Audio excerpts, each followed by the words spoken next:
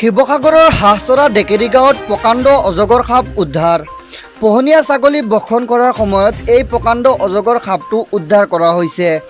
প্ৰায় 12 ফুট দৈৰ্ঘ্যৰ এই অজগৰ সাপটো উদ্ধাৰ কৰে সৰ্পবন্ধু পলাশ বৰপাত্ৰ বৰগোহাঁইয়ে।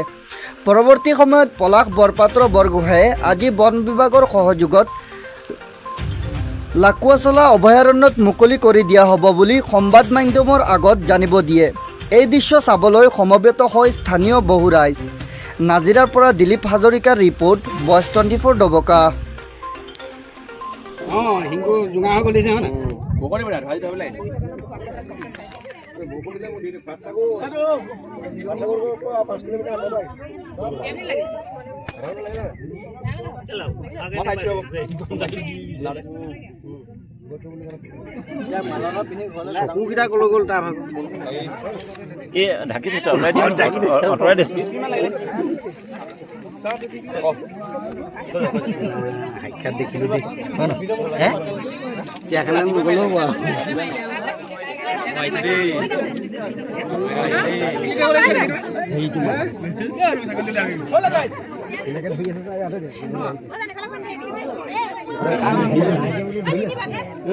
নেগুৰালে বহুতখিনি সোমাই গলো বহুতখিনি সোমাই গলো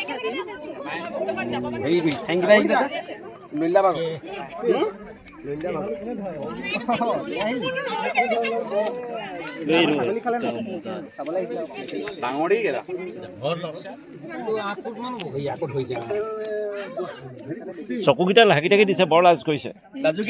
লাজুকীয়া অলপ তাই সোমাই সোমাই গৈ আছে।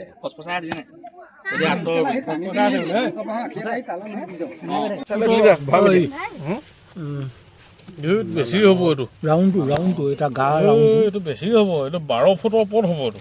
নহয়, শকত দেখা নাই এইটো। ঠিক আছে, 12 ফুটৰ ওপৰত হ'ব। ধন্যবাদ।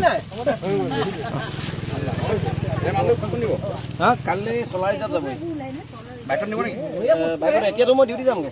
এতিয়া ড্ৰামাটো লাগে নহয়, কাগজ ড্ৰাম হ'ব নেকি?